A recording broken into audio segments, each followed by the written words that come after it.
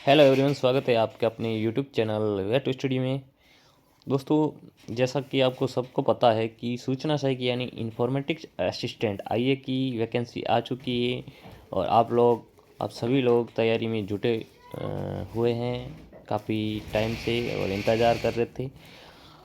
तो इस वीडियो में आईए की कैसे तैयारी करनी है, कौन कौन फॉर्म भर सकते हैं, किस तरह से सिलेबस रहने वाला है, क्या स्ट्रेटजी रहेगी कि फर्स्ट अटैम्प्ट में आप आईए क्लियर कर सको, गवर्नमेंट जॉब ले सको इंफॉर्मेटिक असिस्टेंट की।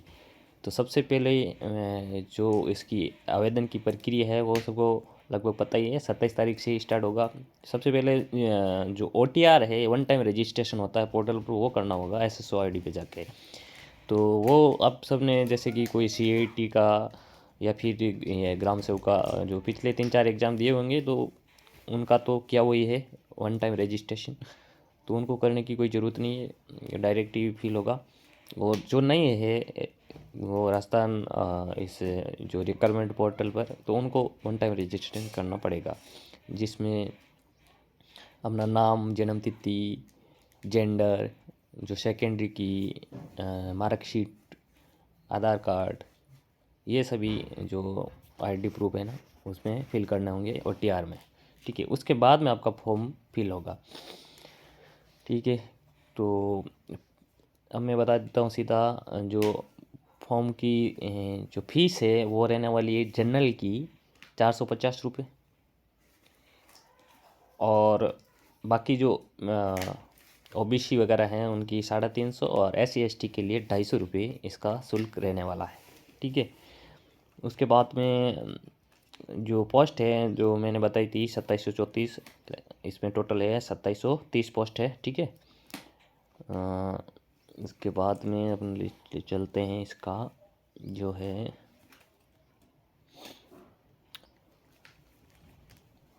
कौन कौन फॉर्म फिल कर सकते हैं ये देख लेते हैं थोड़ा सा, क्योंकि बहुत सारे कैंडिडेट को ये डाउट है कि कंप्यूटर इंस्ट्रक्टर वाली ही रहने वाली है इसमें योग्यता, लेकिन ऐसा नहीं है, इसमें डिफरेंट है थोड़ा सा। वो क्या है देख लेते हैं। और जो इसमें पेमेंट है वो इक्विवेलेंट है कंप्यूटर इंस्ट्रक्टर के जो बेसिक कंप्यूटर इंस्ट्रक्टर है उसके इक्विवेलेंट ही पेमेंट मिलेगा पे मैट्रिक्स लेवल 8 पर, यानी 2800 पे ग्रेड पर जो है बेसिक आपका है 26,300 रुपये। ठीक है, तो सबसे पहले यहाँ देख लेते हैं शैक्षणिक योग्यता कौन कौन अप्लाई कर सकते हैं। तो computer science, computer engineering, computer application, computer science and engineering, या इलेक्ट्रॉनिक्स एंड कम्युनिकेशन, या IT से बीटेक या BSc वाले अप्लाई कर सकते हैं। सबसे पहले वापस सुन लीजिए एक बार।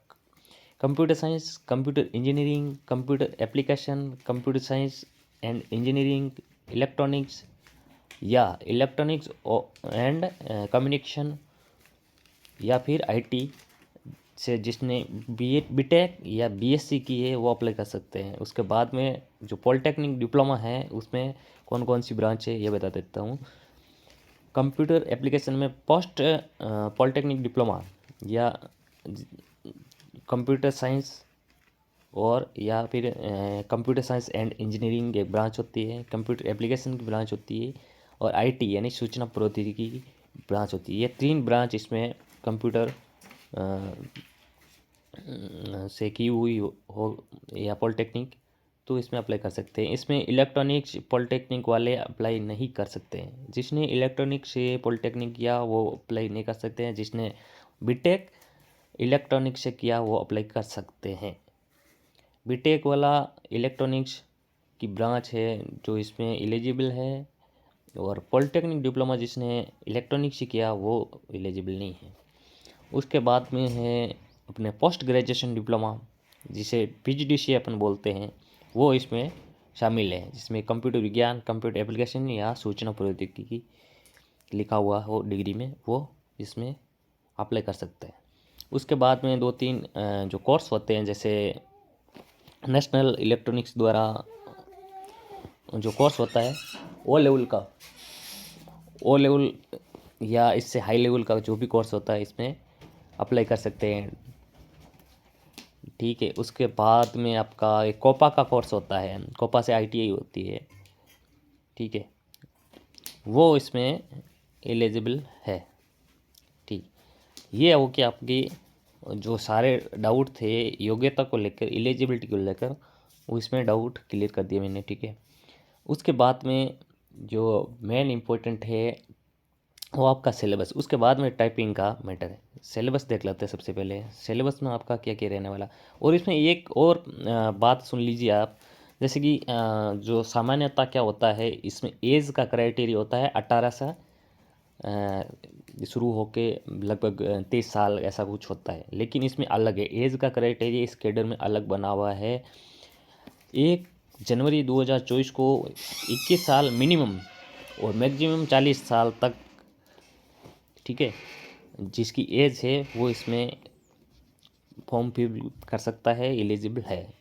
ध्यान रखिए 18 साल वाला इस पर एलिजिबल नहीं है, मिनिमम 21 और मैक्सिमम 40 वर्ष।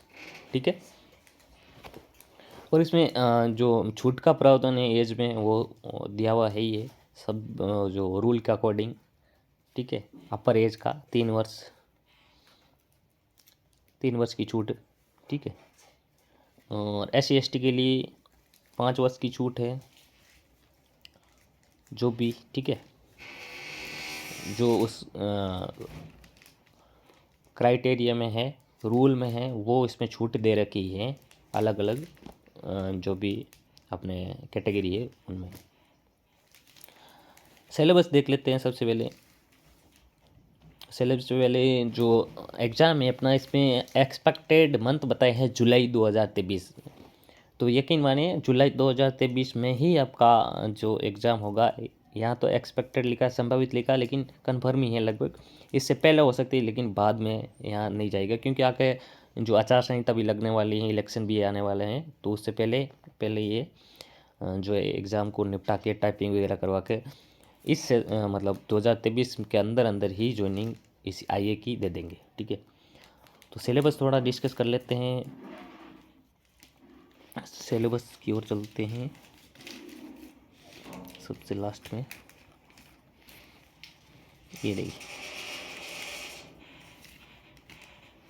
सिलेबस में आपका जो है 100 मार्क्स दिए हुए हैं। योग्यता परीक्षण, सूचना प्रौद्योगिकी में सामान्य जानकारी और मूलभूत सिद्धांत, मतलब ये जो टॉपिक रहेंगे। और इसका सिलेबस अलग से मेंशन है, इसके 100 नंबर है, लेकिन जो क्वेश्चन है वो 150 आएंगे। 150 क्वेश्चन आएंगे। जो 2018 का पेपर देख लेना आप, 150 क्वेश्चन आए थे। नेगेटिव मार्किंग नहीं है, प्लस क्वालिटी है आपके लिए। तो इसमें जो इस तरह से ये सिलेबस है, जो बेसिक कंप्यूटर इंस्ट्रक्टर का था उसमें से 80% जो है इसमें इंक्लूड है। ठीक है, उससे थोड़ा सा आपका लो लेवल है, उसका लेवल हाई था। ठीक है, इसमें आपका प्रॉब्लम सॉल्विंग, डेटा इंटरप्रिटेशन या DI, data sufficiency, logical reasoning, mental ability, analytic reasoning, यानी रीजनिंग मैथमेटिक का जो सारा जो होता है अर्थमेटिक, मैथमेटिक और जो रीजनिंग का पोर्शन है वो इसमें दिया हुआ है।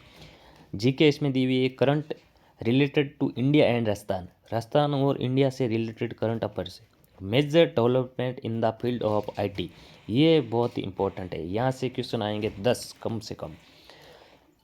Major development in the field of IT यानी जो हाल ही में कौन कौन से एप्लीकेशन लॉन्च हुए, कौन कौन से जो है पोर्टल लॉन्च हुए, जो 5G सर्विस आई अभी, जैसे ऐसे बहुत सारे जो टेक्नोलॉजी है IT की, वो इसमें आएगी। उसके बाद में जो है फंडामेंटल कहा जाता है, फंडामेंटल कंप्यूटर, इनपुट आउटपुट हो गया, pointing device, scanner, operating system, word processing, यानी जो MS ऑफिस का पूरा है, Word, Excel, PowerPoint, Access, ये सभी।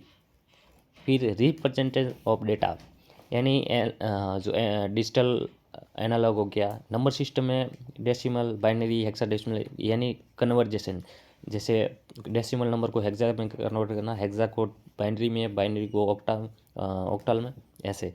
तो ये कन्वर्जेशन आना चाहिए। Data processing, concept of file system, ये सब आ गया। फिर introduction of internet technology and portal.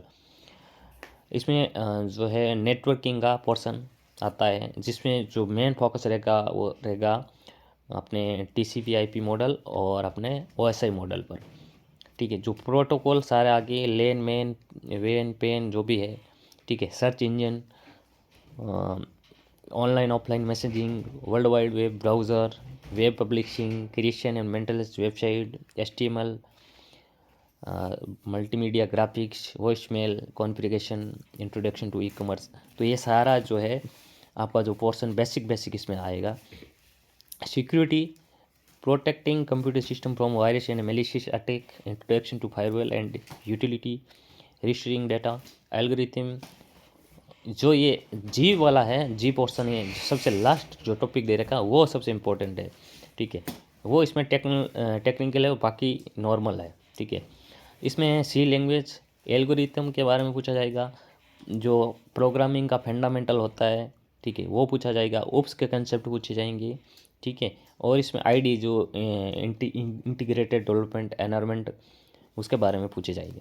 ठीक है, तो इसके लिए आप और जो बुक है वो सबसे पहले आप अगर आप शुरुआत से कर रहे हो या पहले अपने कंप्यूटर हिस्ट्री की तैयारी की तब तो फिर ठीक ही है, जो कंपटीशन की जो गाइड आती है वो फॉलो करो, MCQ लगाओ, और जो भी आप कोर्स वगैरह है, ठीक है, वो कर सकते हो। लेकिन आप अगर शुरू से करना चाहते हो तो सबसे पहले RSCIT की बुक्स उठाओ। आप RSCIT की बुक्स उठाओ और उनको पढ़ो, उनमें ये सारे चैप्टर मिल जाएंगे।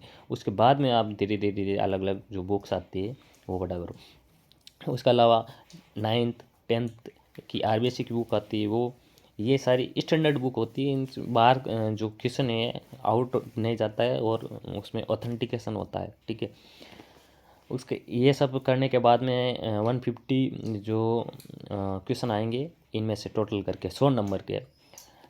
ठीक है, मार्क्स उसमें 100 रहेंगे, क्वेश्चन आपके आएंगे 150। ठीक है, और उसके बाद में जो टाइपिंग का रहेगा, टाइपिंग आपका लगभग 2 से 3 महीने का टाइम मिलता है। उसमें आराम से 20 की स्पीड हो सकती है, 20 वर्ड प्रति मिनट हिंदी और इंग्लिश में दोनों में। ठीक है, 15-15 मिनट का आपको टाइम मिलेगा, आराम से हो जाती है। हिंदी में थोड़ी प्रैक्टिस करनी पड़ती है, महीना भर में आपकी स्पीड बैठ जाती है। यहाँ 30 की आएगी तो वहाँ 20 की स्पीड आराम से आ जाती है। तो ये आपको अभी टेंशन लेनी नहीं है टाइपिंग वाली, आपको फोकस करना है सिलेबस पर।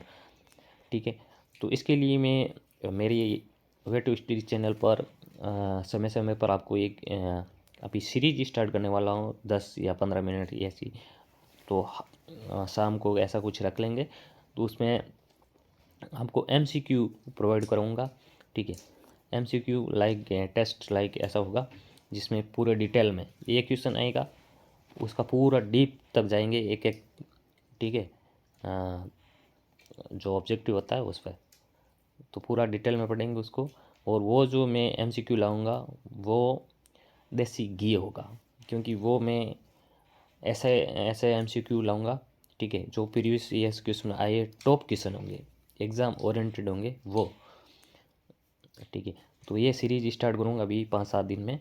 ठीक है, तो आप सब तैयारी में जुट जाएं, और जो भी एलिजिबल है वो इस फॉर्म लगाएं और तैयारी शुरू करें। ठीक है, इलेक्ट्रिकल वाले ब्रांच है जो कंप्यूटर इंस्टीट्यूट में थे, जो इसमें एलिजिबल बिल्कुल नहीं है। ठीक है, बाकी सब एलिजिबल है। ठीक है, तो thank you, bye bye, take care, love you all.